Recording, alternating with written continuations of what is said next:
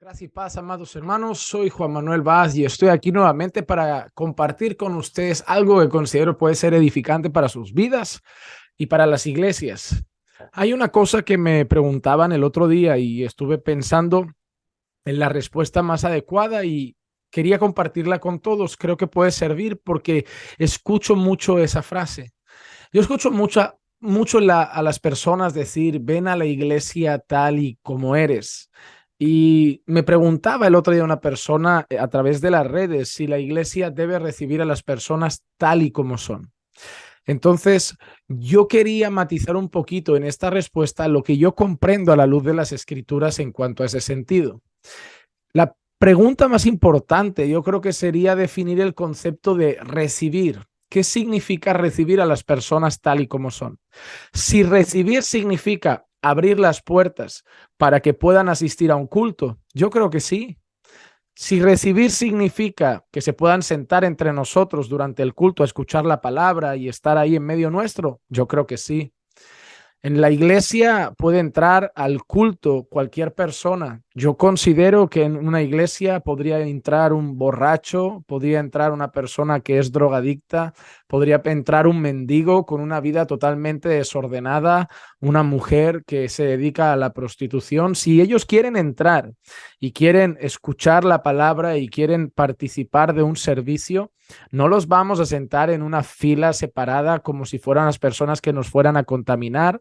No los vamos a sentar en una sala excluidos como si esas personas no pudieran mezclarse con nosotros.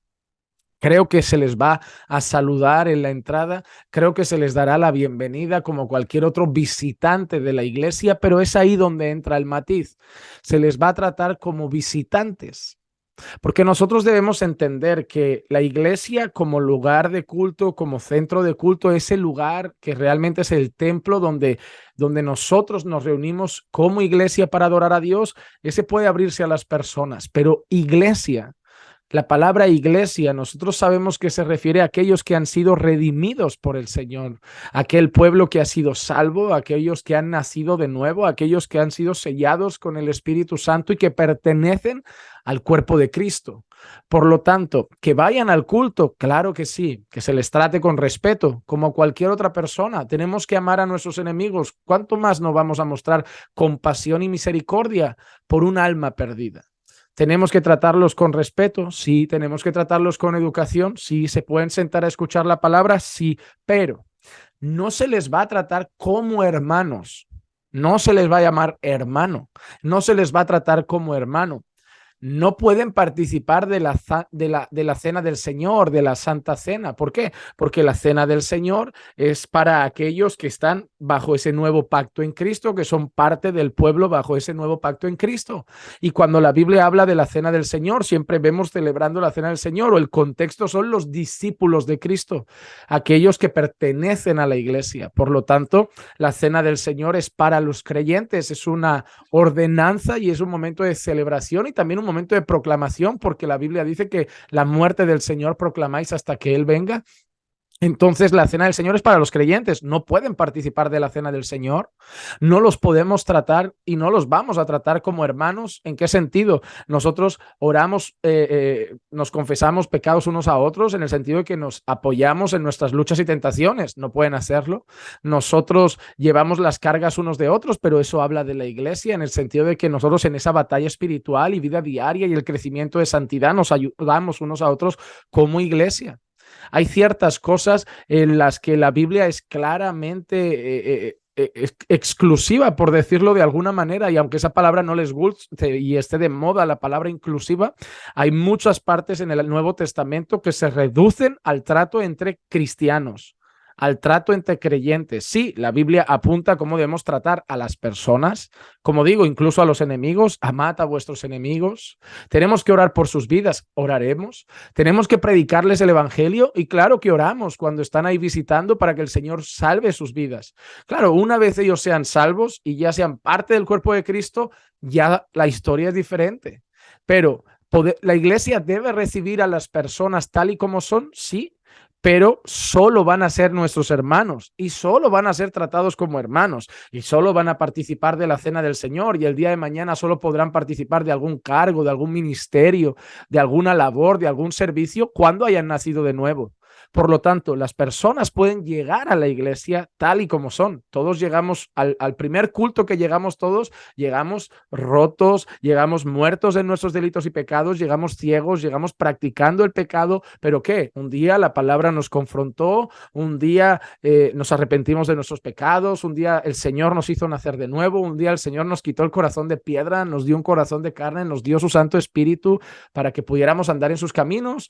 Fuimos justificados, fuimos regenerados y ahora estamos siendo santificados, pero hasta entonces puedes entrar aquí, puedes entrar en la sala, puedes participar, pero no eres de la iglesia, no eres de la familia de la fe, no eres un creyente, no eres un cristiano. ¿Por qué? Porque esa vida es una vida de alguien que todavía es un impío, muerto en delitos y pecados. Y ahí está la diferencia. Y eso no es ser malvado y eso no es no amar.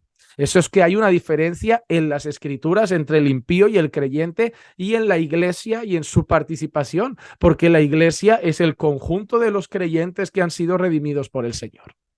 En ese sentido, yo creo que la respuesta clara es esta. Cualquier persona puede venir a la iglesia, al culto, a escuchar la palabra tal y como está, pero solo será tratado como un creyente, solo se le llamará hermano y disfrutará de los privilegios de los creyentes como la cena del Señor cuando haya nacido de nuevo, cuando se arrepienta de su borrachera, de su prostitución, de su vida sin Cristo, de su vida de pecado, cuando ponga toda su fe en el Señor Jesucristo, cuando él reconozca al Señor Jesucristo como Señor y Salvador, cuando haya nacido de nuevo. Entonces sí, bienvenido a la familia.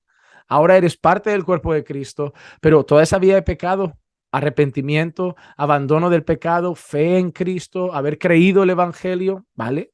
Puedes venir al culto, todos están invitados, pero no todos son hermanos, no todos son de la familia. No me pongan los cartelitos que te pone Hillsong al entrar al culto de bienvenido a casa, bienvenido a nuestra familia, como si fuera uno más. No. Eres un invitado. Como cualquier otra persona, eres un invitado y oramos y te predicaremos el evangelio y serás confrontado por el pecado. Claro, en una iglesia donde el pecado no es confrontado, la persona puede venir siendo un impío y acabar sintiéndose un hermano. Pero una iglesia donde el pecado es confrontado, donde se habla de inmoralidad, de fornicación, de borrachera, de orgullo, de soberbia, de arrogancia, y donde se dice que el que practica esas cosas es hijo del diablo, en donde se dice que el que es de Cristo, el que ama al Señor, guarda sus mandamientos, que aquel que es de Dios no practica el pecado, que aquel que es de Dios practica la justicia, y vas hablando y vas hablando y vas hablando, solo van a haber dos soluciones. O se va enfadado porque no quiere abandonar su pecado y rechaza el evangelio y rechaza a Cristo, y se buscará una sinagoga de Satanás donde le hagan sentir cristiano con su montón de pecado y práctica pecaminosa, aunque siga siendo un impío. O el Señor lo quebrantará, el Señor hará que nazca de nuevo y será salvo. Y entonces ahí sí, pero ya no será el borracho, ya no será la prostituta, ya no será el drogadicto, ya será como todos nosotros, el ex borracho, la ex prostituta, el ex drogadicto, que ahora no es perfecto, pero está siendo santificado porque el que empieza en nosotros la buena obra la va perfeccionando. Así que sí, tú puedes venir a nuestra congregación a Caminando por Fe, quien seas, pues sentarte entre nosotros y escuchar la palabra, pero hay cosas que solo son para hermanos y hasta que no hayas nacido de nuevo, no eres un hermano, no eres parte de la familia de la fe, no eres parte del cuerpo de Cristo y por lo tanto el trato, hay cosas que son exclusivas para los hermanos. Hay mandamientos en la Biblia que están cargados de unos por otros y eso comprende a la iglesia, no a todo el mundo, a la iglesia. Por ejemplo, no dice la palabra de Dios que nosotros debemos ayudar y especialmente a los de la fe. Mira cómo da una prioridad a los de la fe. Entonces debemos tener en cuenta esas cosas. O cuando la Biblia dice, si tu hermano peca, ve y repréndelo a solas. O no vamos por la calle reprendiendo todo pecado que vemos de la juventud, todo pecado. ¿Por qué? Porque de quien no esperamos ese pecado, de quien no esperamos esa actitud y a quien reprendemos para que lo abandone y siga buscando la santidad es del hermano. Así que pueden venir, pero no son hermanos a no ser que se conviertan por la gracia de Dios. Espero que eso quede claro, y si para muchos es exclusivismo, pues es lo que la Biblia enseña y no hay más vuelta de hoja. Que algunas sinagogas de Satanás se hayan vuelto inclusivas con las tonterías ideológicas que se ven hoy, eso no significa que sea correcto. Que a lo malo le llamen bueno y a lo bueno le llamen malo no significa que sea correcto. Quien define lo que acabamos de decir, quien define que la diferencia entre iglesia y no iglesia, entre impío e hijo de Dios, es la palabra de Dios.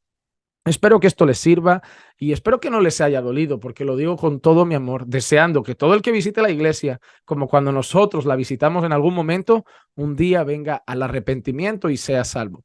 Un fuerte abrazo desde Barcelona y, como siempre les pedimos, dale un like a este vídeo y compártelo para edificar cada día la vida de más personas. Un fuerte abrazo.